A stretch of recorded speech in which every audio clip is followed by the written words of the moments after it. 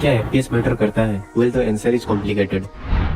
हमें अभी total 6 options मिलते हैं और इनमें आप जितना ज्यादा एफपीएस सेट करोगे उतना ज्यादा सीपीयू एंड जीपीयू यूजेस बढ़ेगा, जिसकी वजह से पावर कंजप्शन एंड टेम्परेचर भी बढ़ने लगेंगे। और आपके डिवाइस में जो प्रोसेसर है उसी के हिसाब से ही आपको सेटिंग्स मिलेंगे सेट करने के लिए। बेसिकली दो फैक्टर्स होते हैं फ्रेम को रेंडर करने के लिए। पहला होता है डिस्प्ले रिफ्रेश रेट, जो कि हर्ट्ज में डिनोट किया जाता है, और दूसरा है एफपीएस कॉन्फ़िगरेशन। ये दोनों यूनिट सेम नहीं है, यानी 60 हर्ट्ज 60 एफपीएस या फिर 90 हर्ट्ज 90 एफपीएस दोनों सेम होने के बावजूद भी दोनों सेम टाइमलाइन पे नहीं रहते। देखो, जो जीपीयू होता है वो फ्रेम को कभी कभी जल्दी प्रोसेस कर लेता है और कभी कभी थोड़ा लेट प्रोसेस करता है, जिसकी वजह से हमें जिटर महसूस होता है। अभी हमारे पास दो विजुअल्स हैं, जिसमें पहला 30 एफपीएस है और दूसरा 60 एफपीएस, और दोनों में नंबर 1 से 60 तक इंक्रीजिंग एनिमेशन है। अभी एक बार वीडियो के प्लेबैक स्पीड को 0.25 पे सेट कर दो।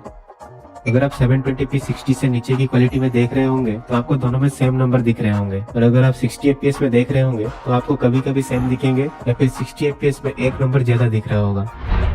30 एफपीएस में second, fourth, sixth, 8 and so on वाले फ्रेम रेंडर नहीं होते हैं जब हम उसे 60 एफपीएस से कंपेयर करते हैं। देखो, 1 सेकंड इक्वल टू 1000 मिलीसेकंड्स होता है, और उसके हिसाब से 30 एफपीएस में 1 फ्रेम ड्यूरेशन 33.3 मिलीसेकंड्स होता है, एंड सिमिलरली 60 एफपीएस में 16.6 मिलीसेकंड्स होता है। यानी 30 एफपीएस में एक फ्रेम के बाद 16.6 मिलीसेकंड के अंदर जो भी फ्रेम होंगे वो रेंडर नहीं होंगे, और टाइमलाइन सेम ही रहेंगे।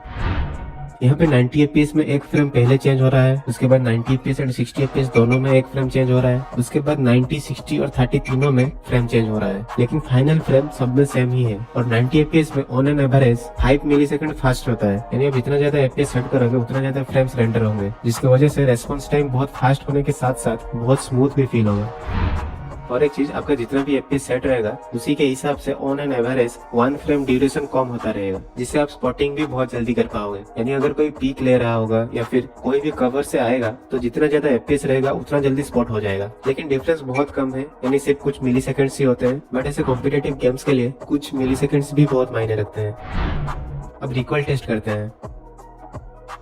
पहले लो, फिर मीडियम, फिर हाई, फिर अल्ट्रा, फिर एक्सट्रीम और फाइनली 90 एफपीएस। तो यहाँ पे सबसे ज्यादा वर्टिकल रिकॉइल लो, मीडियम, हाई पे हुआ और बिल्कुल सेम ही हुआ। यानी इन सारे मोड पे रिकॉइल कंट्रोल करना थोड़ा सा मुश्किल है। फिर अल्ट्रा, एक्सट्रीम और 90 एफपीएस में बिल्कुल आइडेंटिकली कम हुआ, यानी 40, 60 एंड 90 तीनों बराबर ऑप्टिमाइज्ड है। इसके वजह से इन सारे मोड्स पे रिकॉइल कंट्रोल करना बहुत आसान है, लेकिन उससे नीचे वाले मोड ऑप्टिमाइज्ड नहीं है, जिसे डेवलपर्स को जल्दी फिक्स कर देना चाहिए।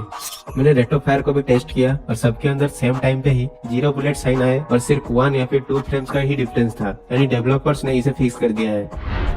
कंक्लूजन ये है कि जितना ज्यादा एफपीएस होगा उतना लेटेंसी कम रहेगा। I mean not internet latency but your system latency, और आपका रिएक्शन टाइम भी बहुत फास्ट हो जाएगा, और उतना ही इजी रहेगा एनिमी स्पॉट और रिकॉइल कंट्रोल करने में।